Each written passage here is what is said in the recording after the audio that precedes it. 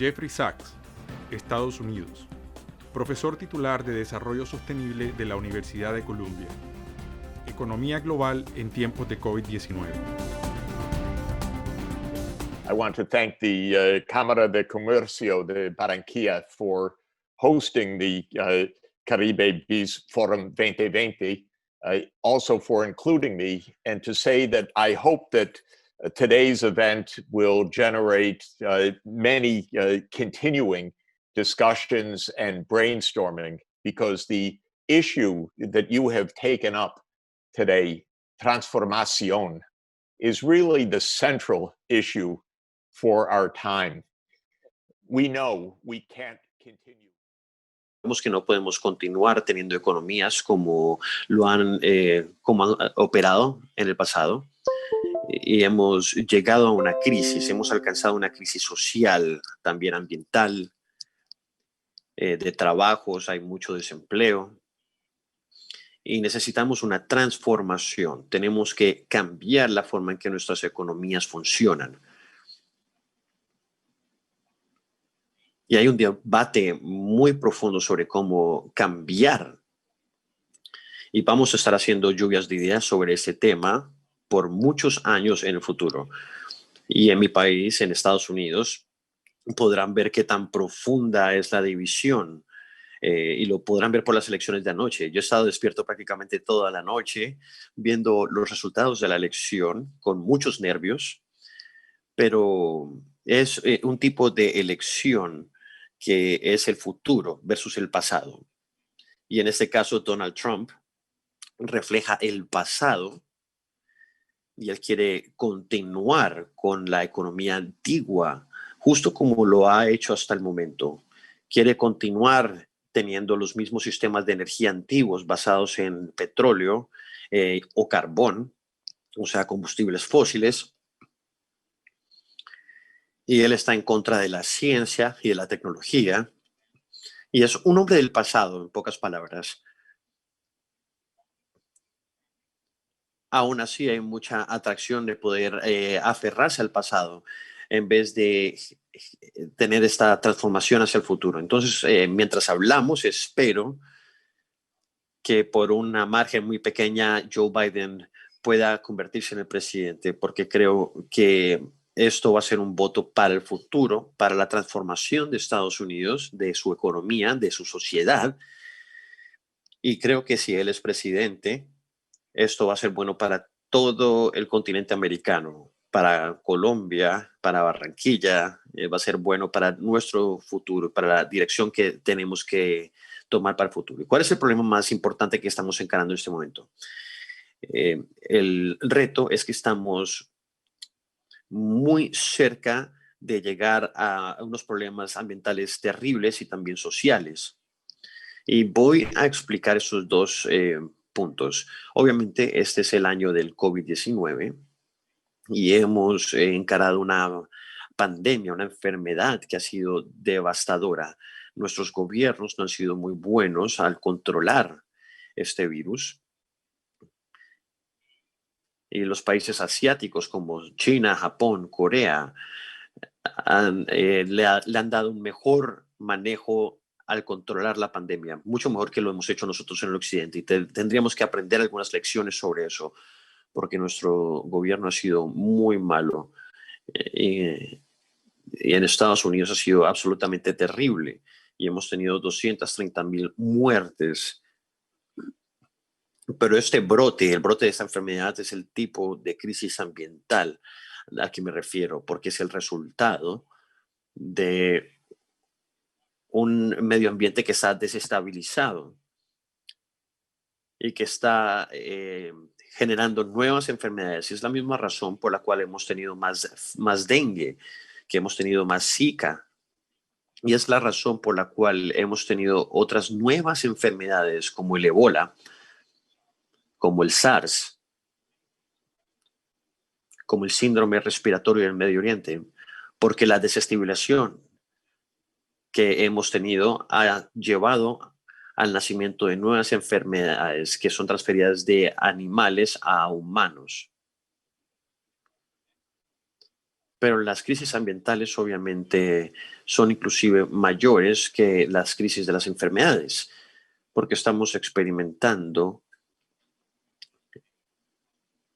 cambios climáticos causados por los seres humanos, que son el resultado de la emisión de dióxido de carbono y otros gases como resultado de quemar tantos combustibles fósiles y de otras actividades económicas como por ejemplo cortar los bosques. Por lo tanto, hemos desestabilizado el clima y este año, el 2020, va a ser uno de los años más calientes en la historia, tal vez el más caliente de todos los años. Y esto es a pesar de que tenemos el fenómeno de la Niña en el Pacífico, que quiere decir que van a haber temperaturas más bajas. Estamos en un camino, un calentamiento global que es muy peligroso y que puede llevar a tormentas terribles en el Atlántico y también a la disrupción del turismo, obviamente, y también podría llevar a un aumento en los niveles del mar, precisamente por la destrucción de las capas de hielo en el Antártico y en Groenlandia. También estamos muy cerca a ver unos índices enormes de deforestación y pérdida de biodiversidad. Y esto es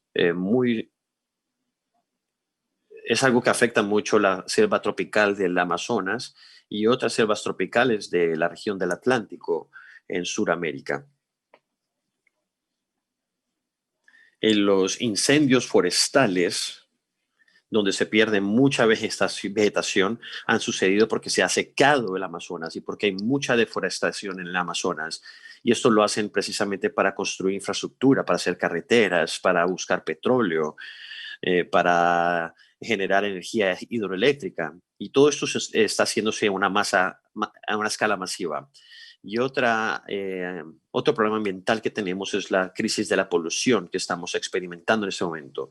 Hay una polución terrible en el aire, en el agua, en el océano, hay mucho plástico y todos estos problemas ambientales son un reflejo de un sistema económico que está orientado a tener ganancias a corto plazo, pero no está pensando en la sostenibilidad del medio ambiente a largo plazo. Ahora, a la misma vez, estamos experimentando unas inequidades enormes en los ingresos de la gente, que generalmente están aumentando en el mundo entero. Y aquí hay dos o más bien tres razones por este aumento en la inequidad. La primera es la tecnología. La revolución digital con robots, con la computarización, inteligencia artificial, la automatización, todo esto está haciendo que mucho de nuestra industria, agricultura y sistemas de economía como los servicios se vuelvan más intensivos en cuanto al uso de capital, también de uso de computadores.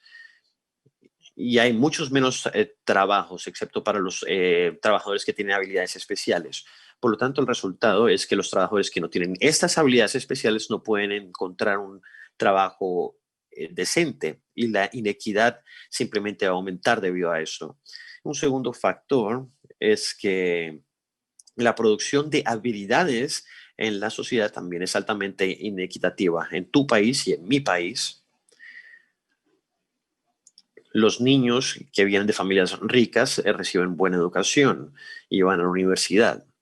Mientras tanto que los niños que vienen de casas pobres reciben una educación de baja calidad, desarrollan menos habilidades y normalmente no van a la universidad y por lo tanto no encuentran el tipo de trabajo que necesitan tener. Y el tercer factor es que en la mayoría de nuestros países, los servicios públicos como la salud y la educación no están siendo proveídos de una buena manera a gran cantidad de la población. Entonces, por esas tres razones, los cambios tecnológicos, las diferencias en cuanto a la educación y la falta de unos buenos servicios públicos. Por esto, nuestras sociedades están viendo que aumenta la inequidad y hay una pobreza persistente, inclusive así aumente la riqueza que se está generando. Y esos son unos retos enormes los que tenemos frente a nosotros, obviamente, y es la razón por la cual todos los gobiernos de las Naciones Unidas, los 193 gobiernos que son parte de las Naciones Unidas hace 8 años, decidieron adoptar nuevas metas que pudiesen ser compartidas globalmente para todas las sociedades del mundo para poder lidiar con estos temas de crisis ambiental e inequidad. Y estas metas fueron sugeridas por nadie más que su país, Colombia, que hizo propuestas en el mundo para adoptar los Objetivos de Desarrollo Sostenible o los ODS.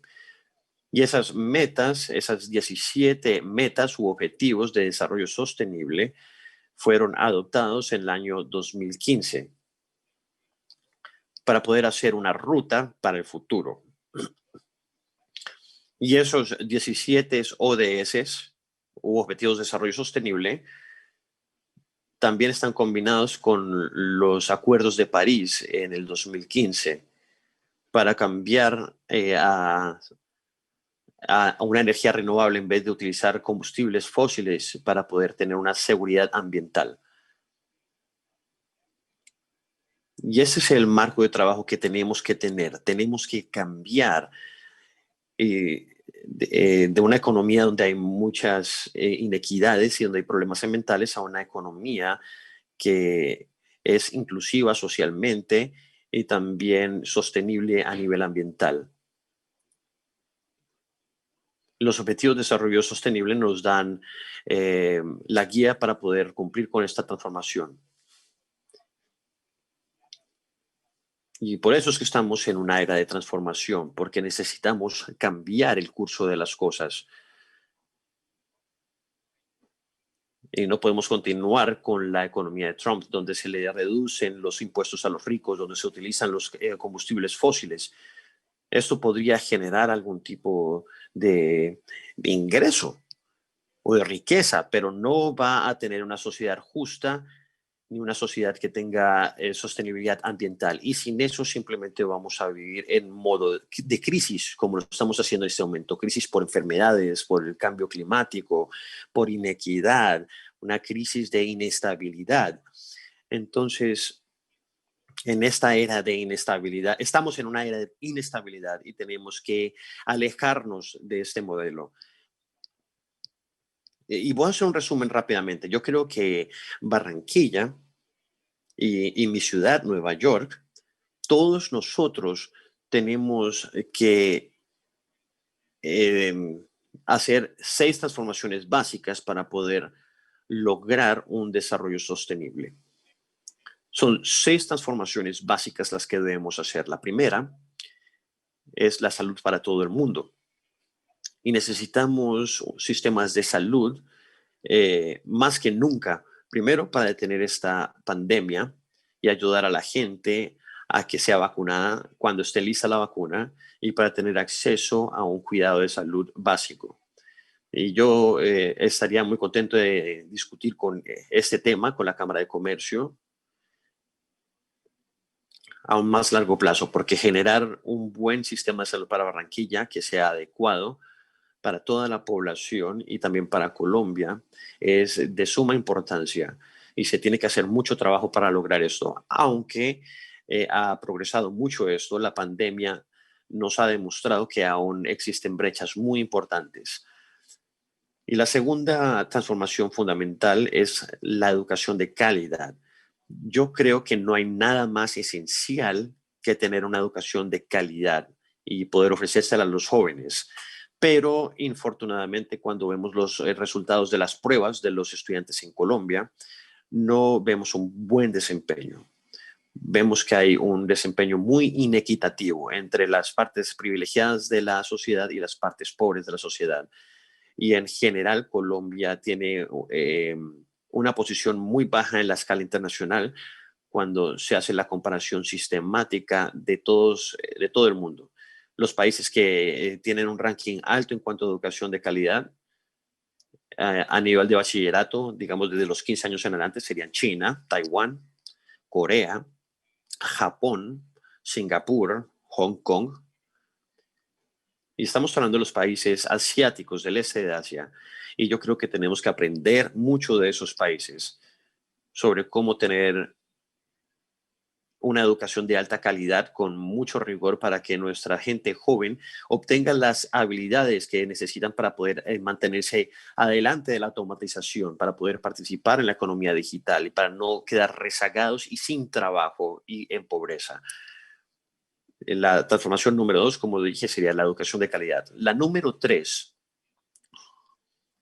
tiene que ver con las energías renovables. Y aquí hay buenas noticias para el Departamento del Atlántico. Y también hay malas noticias. La buena noticia es que tienen mucha energía eólica generada por el viento, también tienen mucho potencial para energía solar. Y esto está muy bien, porque Colombia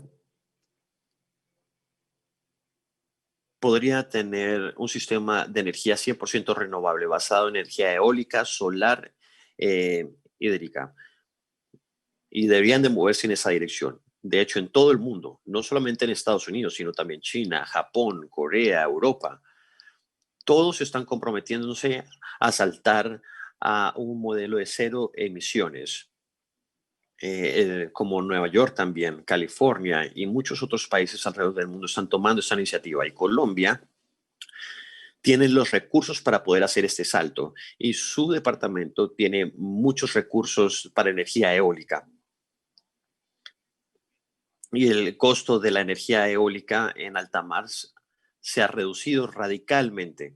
Entonces, yo les sugeriría que tuvieran un plan para transformar su modelo de energía y saltar a energía renovable, que podría ayudar a la energía a todo Colombia, inclusive a diferentes partes del Caribe y otros países isla.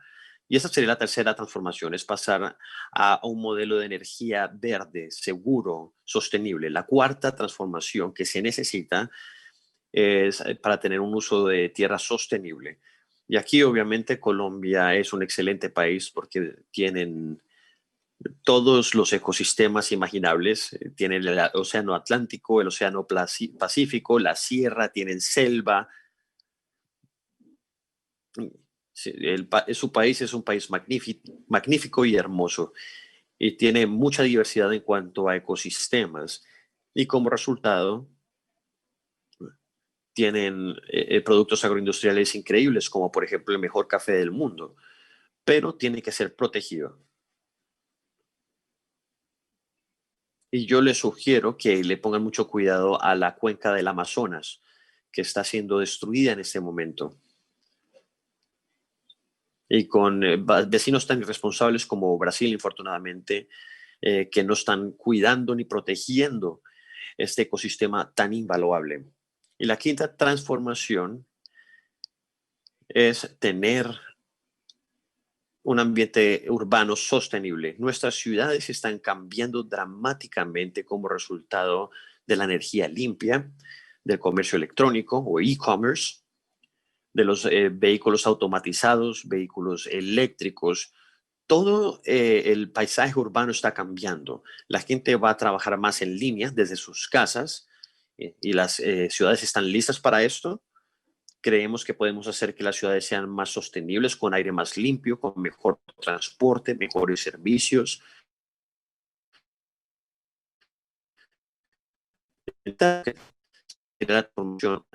Esto es lo más importante para la inversión. Y la última transformación que siempre menciono es la transformación digital. La tecnología digital es el impulsador más importante del cambio económico en los años que vienen. Tenemos conectividad móvil que nos puede ayudar a la educación a distancia, tener telemedicina, clases o aulas digitales, gobierno electrónico, comercio electrónico, monedas digitales. Y todo esto va a transformar nuestras sociedades. Y aún así, cuando vemos a Colombia, según los datos que he visto, menos del 60% de la población tiene acceso a Internet. Y eso es un riesgo enorme para su economía, porque necesitamos un acceso universal a banda ancha de alta calidad y también tecnologías como la 5G, el Internet de las cosas para tener grillas de poder o de energía inteligentes para poder manejar las ciudades de manera inteligente. Y por eso es que los países asiáticos se están moviendo en esta dirección muy rápidamente. Entonces yo le sugeriría a Colombia y específicamente a Barranquilla que introduzcan políticas para asegurarse que haya acceso universal a los servicios digitales y también asegurarse de que haya contenido de calidad disponible para la telemedicina, para el aprendizaje electrónico, para sistemas de pago por Internet, para poder tener servicios gubernamentales en línea. Y esto va a ser una forma de estar al frente del mundo digital, en la vanguardia. Y obviamente Barranquilla está muy interesado en mejorar sus capacidades digitales. Ustedes ya exportan operaciones de back office que requieren de plataformas digitales, pero creo que es posible desarrollar un sector de TICs o de IT para poder exportar servicios electrónicos a lo largo de todas las Américas, especialmente los hispanohablantes. Y esto va a ser un área de mucho crecimiento para cualquier ciudad y para cualquier economía local que invierta en la innovación digital. Y estas 6 transformaciones, en mi opinión, la salud, la educación, la energía, el uso de suelo, la urbanidad y las transformaciones digitales definen la agenda de transformación digital. Y los ODS dan la ruta cuantitativa y también los estudios comparativos y la información para asegurarse que estamos enrutados. Muchas gracias por haber aceptado hacer esos cambios de transformación. Lo que está haciendo la Cámara de Comercio en este momento es muy importante. Está viendo hacia el futuro. Y como lo dije al principio, estamos en este momento en una lucha con las formas antiguas, pero las nuevas formas tienen que ser traídas y puestas sobre la mesa. Y el Foro del Caribe está ayudando a ver esas transformaciones que vienen en el futuro. Y quiero asegurarles que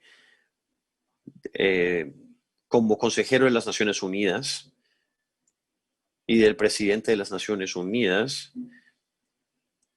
en el Foro de Soluciones Sostenibles, con sede en la Universidad de los Andes en Bogotá, vamos a estar apoyándolos y yo voy a estar encantado de poder seguir compartiendo ideas y estrategias con Barranquilla en los días venideros. Muchas gracias por haber aceptado mi presencia hoy. Welcome to Caribe Biz Forum, Professor Sachs. Bienvenido al Foro del Caribe, profesor Sachs. Es un placer tenerlo aquí con nosotros.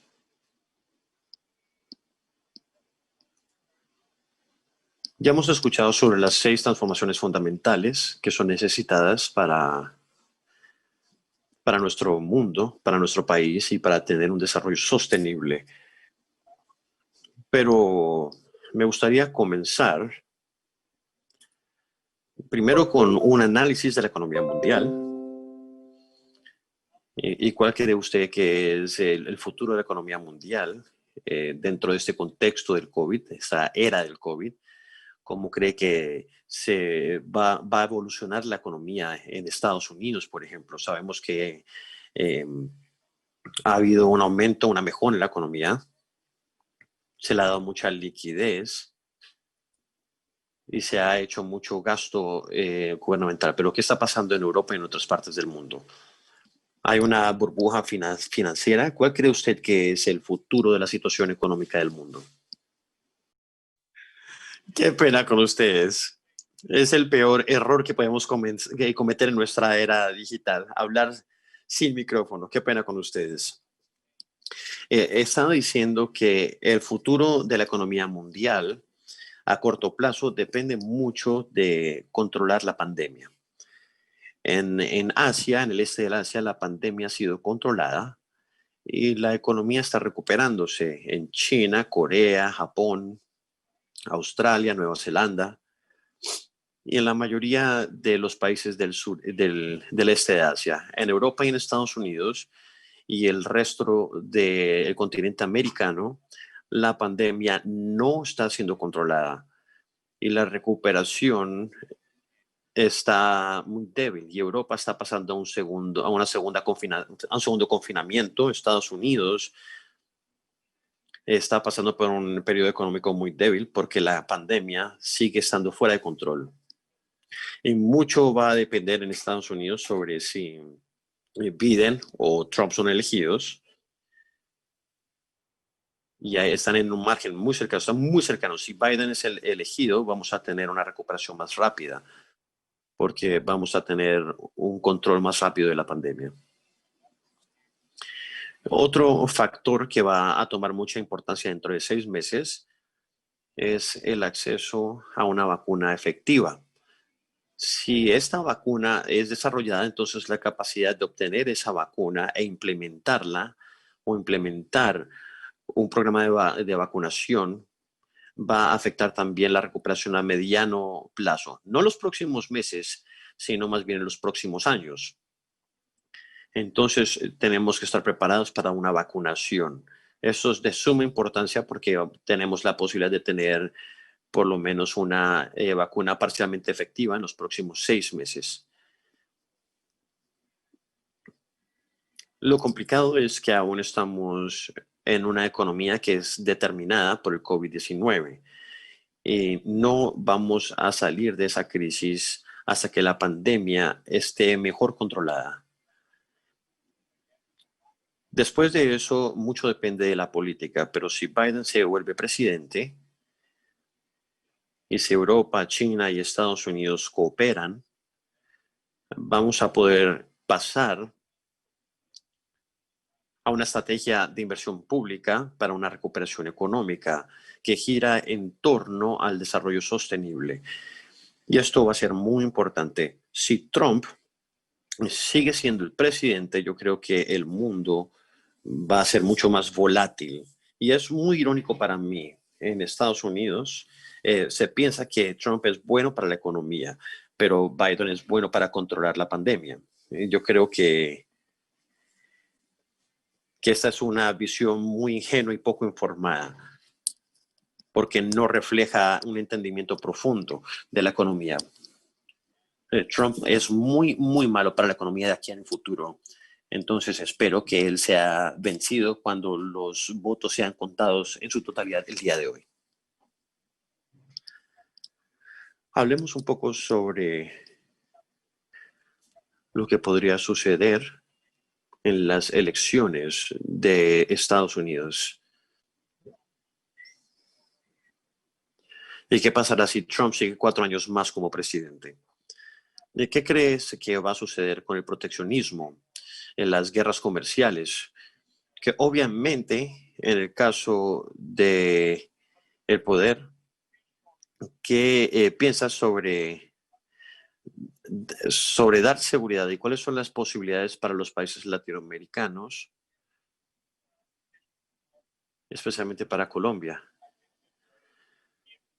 Yo creo que si Trump gana, él va a continuar persiguiendo una política extranjera para afectar las relaciones económicas que tiene China con otros países y también el desarrollo chino.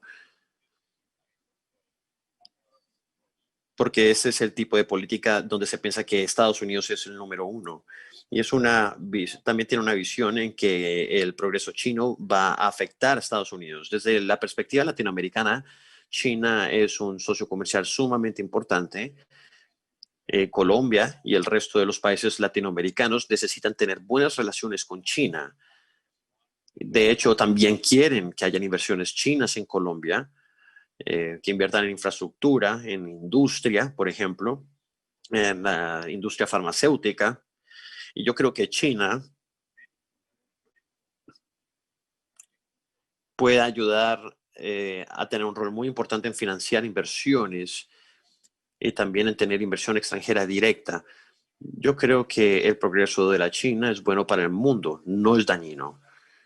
Y esa es otra razón por la cual estoy en contra de esta política de Trump anti-China, pero especialmente para un país como Colombia. Y de hecho, de todos los países del Pacífico, de Sudamérica, China va a ser un socio comercial muy importante y deben de alentar sus inversiones, tener comercio con ellos. Y esto debe ser parte de la estrategia que tengan los países latinoamericanos. Y obviamente Estados Unidos, bajo el mandato de Trump, va a estar en contra de esto. Pero yo creo que con Biden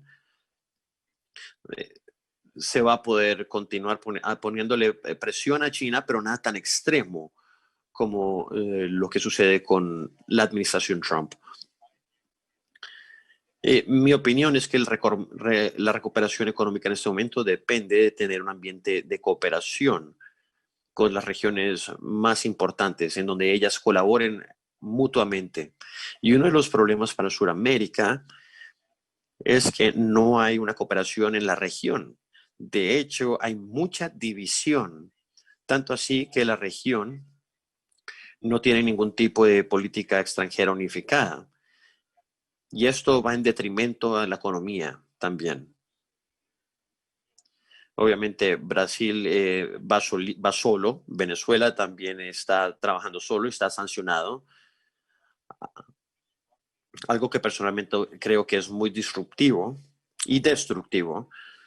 Entonces me gustaría que hubiese una negociación en Venezuela, no que lo sancionen. Tener un abordaje diferente porque esto afecta a las personas y también a Colombia.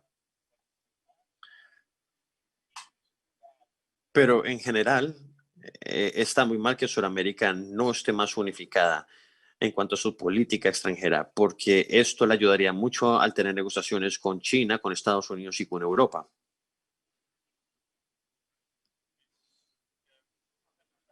El profesor Sachs, en su último libro, Los años de la globalización o Ages of Globalization, Geografía, Instituciones y la Tecnología, usted habla sobre cómo estos tres juegos se correlacionan. ¿Qué opina usted que debería ser Colombia y Barranquilla para mejorar, especialmente en las políticas que se implementan? ¿Qué podemos aprender de los países del este de Asia para acelerar nuestro crecimiento a corto plazo y a largo plazo? Yo creo que no hay ninguna duda de que el éxito del este de Asia, que es un éxito real, gira en torno a dos factores fundamentales. Uno es un compromiso con la tecnología, estar comprometidos con la tecnología como el impulsador más grande del crecimiento económico en vez de los commodities. Y el segundo es la educación de calidad, ser innovadores y poder usar esas nuevas tecnologías disponibles y adaptarlas localmente y desarrollarlas y convertirlas en nuevas industrias. Entonces, yo creo que el éxito de Corea, que ha sido increíble, el éxito de Japón, de China, de Taiwán, de Singapur,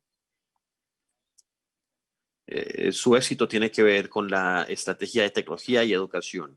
Y no es secreto que en el continente americano la estrategia básica siempre ha sido vender commodities, desarrollar un nuevo recurso, nueva minería, nuevo petróleo u otros recursos. Obviamente los recursos pueden ayudar al desarrollo, especialmente si son producidos con buena ciencia y con buena tecnología. Ya hay muy buenos avances en las tecnologías de minería. Pero lo que debería impulsar no deberían de ser los commodities, sino las habilidades y las tecnologías. Y Colombia, como un país tan importante que es, un país grande, que tiene instituciones importantes de educación superior, debería hacer más énfasis en mejorar la educación, dar educación de calidad a lo largo de toda la sociedad, desde los niveles más bajos hasta los más altos. Y segundo, la tecnología y los startups o compañías nuevas deberían de utilizar la universidad como bloque constructor para desarrollar la economía. Porque todas nuestras universidades en las regiones exitosas, ya sea Nueva York o California o China o Corea, las universidades incuban los nuevos startups junto con el sector de los negocios y desarrollan las nuevas tecnologías, capacitan al personal local, identifican áreas especiales para el progreso.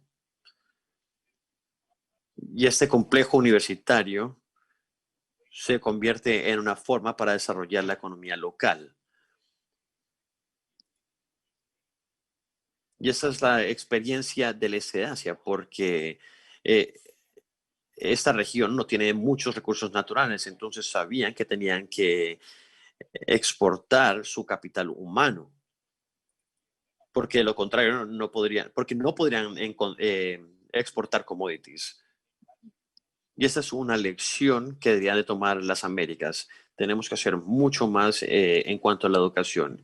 Y si vemos el ranking de Colombia en el ranking internacional, en las pruebas PISA, yo haría un compromiso nacional para que Colombia subiera por lo menos 25 puestos en ese ranking en los próximos 5 años, durante los próximos 5 años, porque ahí es donde está el futuro del país.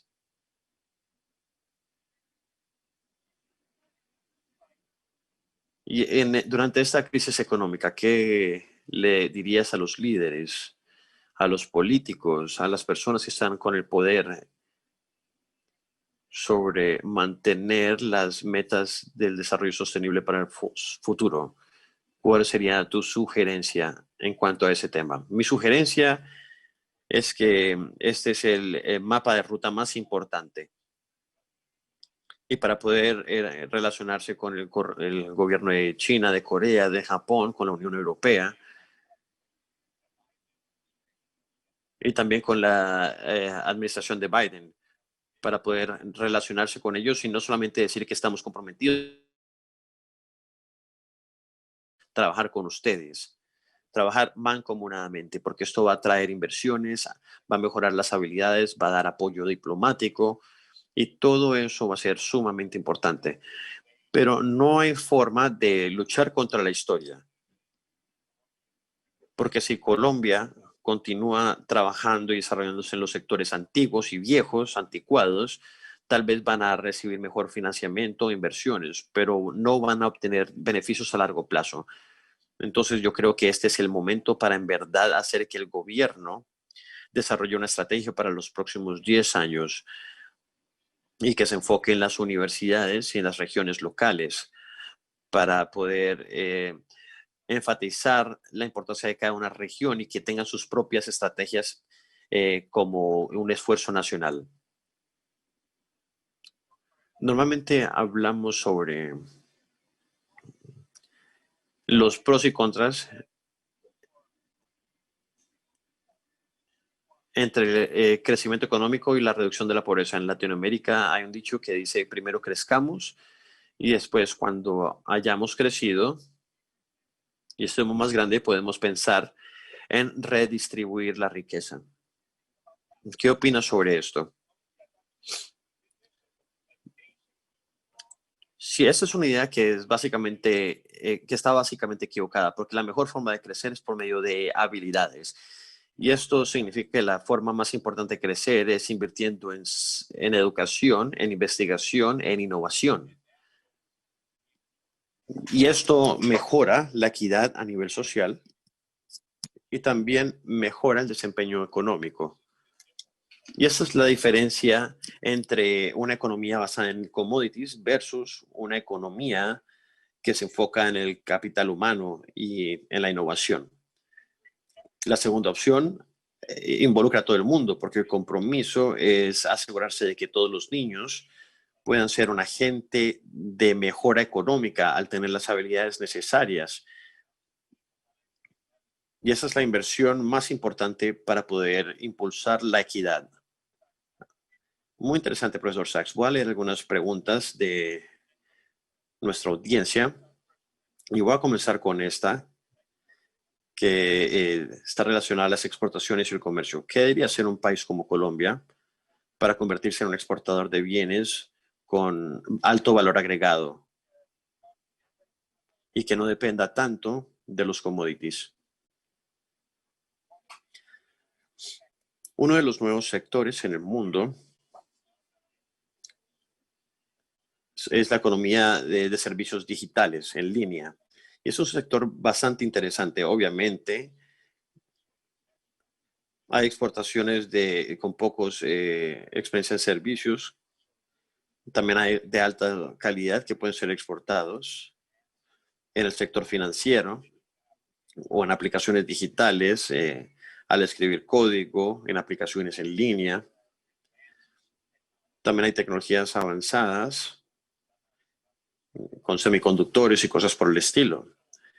Pero el mundo digital permite que haya nuevos cimientos para las exportaciones que creo que son muy prometedores. Obviamente yo no diría que no se trabaje con commodities, pero no dejaría que la economía se basara solamente en commodities o solamente en combustibles fósiles, porque yo sé que existe la esperanza de que haya más petróleo en el Caribe o que haya más crudo o petróleo en el Amazonas, pero esa no es la clave, la verdad. La clave va a ser adaptarse a la era digital.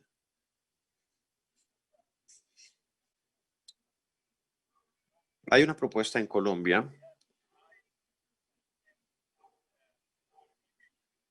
ya que tenemos una tasa de deuda versus PIB. Al final vamos a tener una deuda altísima al final del 2020 y por esta necesidad de inversiones en las 6 áreas de transformación que mencionó, hay una propuesta de que el Banco Central le haga un préstamo al gobierno por una sola vez para que este dinero sea invertido en todas las áreas que necesitamos para poder superar la crisis. Pero obviamente eso no es muy ortodoxo. ¿Cuál es tu punto de vista sobre este tema? Si tú recuerdas la Gran Depresión, una de las cosas que cambió todo fue pensar por fuera de la caja y hacer cosas diferentemente, porque todo el contexto había cambiado, era diferente. Entonces, teniendo en cuenta este episodio de la historia, ¿qué piensas tú de la posibilidad de recibir un préstamo por parte del Banco Central bajo estas circunstancias? Y este préstamo se va a pagar con una reforma tributaria que se hará progresivamente en los próximos 5 a 10 años. No creo que sea correcto dar consejos macroeconómicos detallados sin ver la minucia de la propuesta, entonces no lo voy a hacer. Pero lo que sí puedo decir es que movilizar capital a largo plazo en los sectores correctos es extremadamente importante.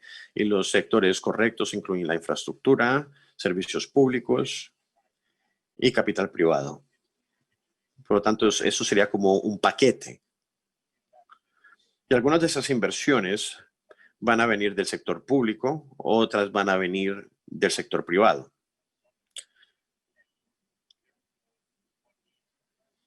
Y por lo tanto se tiene que tener una estrategia de financiamiento completa. Y yo también pienso que las instituciones como el Banco Interamericano de Desarrollo podría jugar un papel muy importante. Y hay una noticia buena y es que las tasas de interés están muy bajas. Entonces la habilidad de hacer esto, si el proyecto está bien estructurado y es intermediado por el Banco Interamericano de Desarrollo u otras instituciones, va a ser posible tener unas tasas de interés muy bajas a largo plazo para hacer financiamiento. Y ese es el tipo de programas en el que me enfocaría. Porque imprimir dinero en el Banco Central, que es la forma fácil de hacer las cosas y de escribir lo que tú dijiste, siempre es algo peligroso. Yo no descartaría nada, pero tampoco estaría muy cómodo haciéndolo. Estaría más cómodo utilizando el contexto de bajos intereses globales, y sé que va a haber una reestructuración global de los mercados financieros después del COVID-19. Y están habiendo discusiones sobre una segunda conferencia Bretton Woods global, porque el mundo entero está teniendo el mismo problema. De hecho, Estados Unidos va a tener un nivel de endeudamiento versus PIB mucho mayor al de Colombia. Estamos con un 100%. Muchos países en desarrollo van a estar también en una crisis de deuda y crisis financiera. Y una reforma tributaria es muy importante, obviamente, como también tener acceso a capital privado. Y yo creo que China sería una buena fuente, porque China es un país que tiene un superávit en cuanto a capital se refiere. Como también deberíamos de tener acceso a al financiamiento de los bancos multilaterales, en donde yo incluiría al BID como un socio importante. También el Banco de Inversión Asiático de Infraestructura es otra posibilidad. El Banco de Desarrollo de China es otra posibilidad.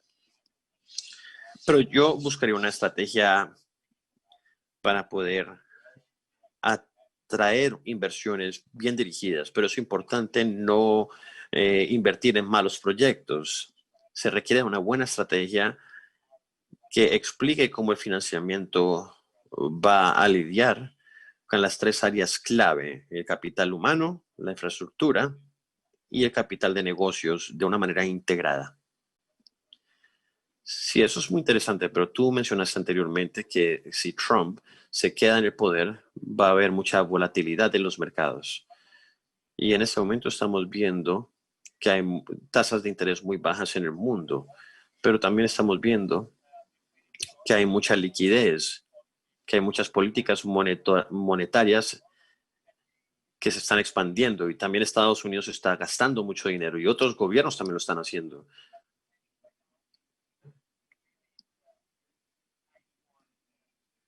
Y esta es una buena situación para los países emergentes, porque tenemos la posibilidad de obtener recursos y préstamos con bajas tasas de interés. Pero si esto se exacerbera, ¿cómo podemos mitigar estos riesgos? Por ejemplo, que suban las tasas de interés, o que la entrada de capital a Estados Unidos o a Europa. Yo creo que lo que estás diciendo es correcto. Y cuando hay inestabilidad en el centro del sistema financiero, Estados Unidos en este caso, esto genera inestabilidad del mundo entero, justo como sucedió en el 2009. Y si Trump es reelegido, va a haber un periodo de bajas tasas de interés, mucha liquidez y déficits en los presupuestos, pero no va a ser un periodo estable por mucho tiempo. Entonces yo soy pesimista teniendo esto en cuenta, y eso quiere decir que cada país necesita tener algún tipo de reservas y debería estar listo para disrupciones. Y eso es una historia vieja ya. Y también soy más pesimista que muchos de mis colegas, que son economistas keynesianos, que quieren gastar mucho dinero y quieren que el Banco Central dé muchos créditos. Pero yo tengo mucha experiencia, tal vez en Latinoamérica, para poder sentirme cómodo con este abordaje, porque soy un poco más conservador y un poco más precavido. Y creo que también necesitamos en Estados Unidos unas políticas a 10 años que no tenemos en este momento. Tenemos un consenso con los demócratas y con los republicanos para tener déficits presupuestarios. Los republicanos quieren reducir los impuestos, pero ambos están de acuerdo con no ponerle mucha atención al déficit del presupuesto. Y esto me pone muy nervioso. Y para Colombia es muy importante tener precaución, porque Colombia no es un país que tenga un margen de seguridad muy amplio. Es un país que tiene que ser muy prudente en cuanto a su gestión y su manejo. Muy bien, entiendo, profesor Sachs. Ahora pasemos a una visión más holística de lo que está sucediendo. Y obviamente esa es una de sus fortalezas, que es la visión holística. Y hablemos un poco sobre la migración. Tenemos muchos venezolanos en nuestro país y existe el temor de que la migración afecte el desarrollo, pero también hablemos sobre la pobreza. Tienen mucha experiencia en la lucha contra la pobreza en los países africanos y otros países. ¿Cuáles son tus recomendaciones sobre cómo manejar la migración y cómo podemos luchar contra la pobreza durante esta crisis? Quiero mencionar algo sobre Venezuela primero. En Venezuela está ocurriendo una tragedia en cuanto a sus dinámicas internas y cómo el sistema internacional liderado por Estados Unidos ha manejado su situación.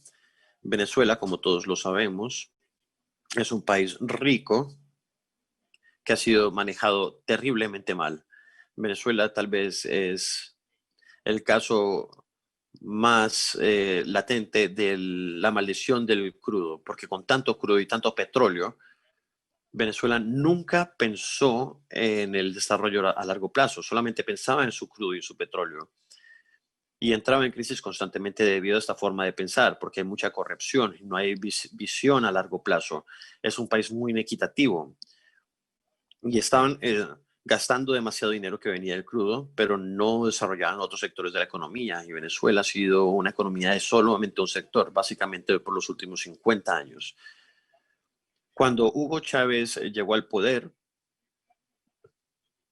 él simplemente sacó a relucir más este abordaje. Quería gastar más dinero en su revolución,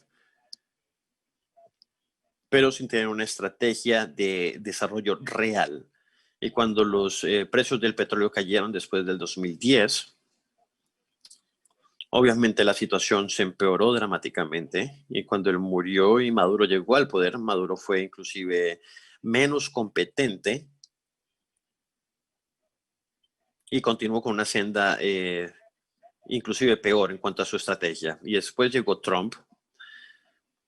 Y la estrategia de Trump en cuanto a Venezuela puede ser sumada en una sola palabra: Florida.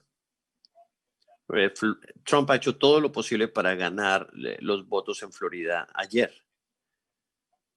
Y lo que Trump hizo fue tratar de tumbar a Maduro para poder ganar el voto de la comunidad latina en Florida. Y él tuvo éxito, pero a la misma vez destruyó lo poco que quedaba de la economía venezolana y le hizo mucho daño a Colombia. Entonces debería entenderse que la estrategia de Trump era una estrategia para las elecciones y que fue lograda ayer al ganar el estado de Florida. Pero el daño afecta a millones de venezolanos que están desplazados. Y la idea de Trump era utilizar sanciones, inclusive aplicar esfuerzos paramilitares para tumbar a Maduro. Y eso es un modelo imperialista que Estados Unidos había utilizado y falló. Es como mucho lo que hace Trump. Son cosas que tienen 50 años de desactualización. Eso no es algo que deberíamos estar viendo en el 2020. Y lo que necesitamos es remover esas sanciones que se le han impuesto a Venezuela para que pueda exportar su petróleo, pueda importar comida, pueda alimentar a la población y pueda controlar el COVID. Obviamente no se van a deshacer de Maduro, pero sí se van a deshacer del hambre y del desastre en el que está en este momento, que ha sido creado por Estados Unidos más que nadie más. Y el problema es que los políticos de Estados Unidos quieren tumbar a Maduro más de lo que quieran buscar soluciones reales. Y mi propuesta es negociar pero no hacer que la gente de Venezuela muera de hambre por medio de sanciones unilaterales. Yo creo que eso sería mucho mejor para Colombia también, porque Colombia ha recibido millones de venezolanos que han sido desterrados no por Maduro, sino por las sanciones que se le ha puesto por Trump. Y hace 3 años todos los líderes de Latinoamérica se les dijo que la estrategia de Trump iba a fallar. Funcionó para él porque ganó el estado de Florida ayer, pero no se deshizo de Maduro, no resolvió los problemas de Venezuela, no resolvió los problemas de Colombia, de hecho los empeoró. Entonces lo que me gustaría ver es un fin a esas sanciones si el presidente Biden es elegido. Esto no va a hacer que Maduro se vuelva un demócrata ni buen presidente, pero sí va a permitir que la gente regrese a su casa y que se alimenten adecuadamente. Y yo creo que ese es un buen punto de partida para cualquier solución real. Yo creo que necesitaríamos una semana entera para hablar con usted. Qué pena por ser tan directo, pero es un tema muy importante. Se nos acabó el tiempo, pero tenemos tiempo para una pregunta más. Usted participó en el cálculo del índice de felicidad para todos los países del mundo. Ese trabajo se realizó con las Naciones Unidas, con Richard Lear de LSE. ¿Cómo se ve la felicidad de la mayoría de los colombianos en estas encuestas con condiciones reales y objetivas? ¿Este índice de felicidad debía de ser una guía para desarrollar políticas públicas? Primero que todo, sí. Y Colombia es un país contento, por lo menos más contento que la economía, o más contento que su economía. Inclusive bajo crisis económica, la gente en Colombia está contenta. Y esto es muy bueno, por favor, no pierdan esa capacidad. ¿Y por qué sucede esto? Yo creo que es porque por las conexiones familiares son muy fuertes, los lazos familiares, los lazos sociales son muy fuertes, la música es hermosa, el ambiente de festividad es muy real. Entonces esto es algo que deberían de atesorar. Es mucho mejor ser contento o estar más contento que la economía, que al revés. Es mejor que ser rico y ser infeliz, como Estados Unidos, que es rico e infeliz. Sí, básicamente estamos aniquilándonos allá, aunque somos muy ricos. Pero en este momento tenemos una crisis social, mientras Colombia tiene mucha fortaleza social. Y cuando yo veo a Colombia siempre me siento feliz también. Entonces entiendo ese sentimiento.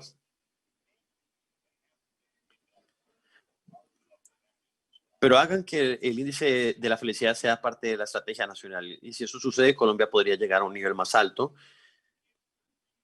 Y lo haría si los otros elementos de los que he hablado, especialmente si la salud y la educación, y también el fortalecimiento de la economía mejora. Si sucede esto, Colombia sería uno de los lugares más felices del mundo, obviamente. Muchas gracias, profesor Sachs, por acompañarnos el día de hoy y esperamos poder tomarnos una cerveza o un vino con usted en Barranquilla el próximo año o tal vez en el 2022. Ha sido un placer. Sí, eso me haría muy feliz. Muchas gracias por recibirme. Hasta luego.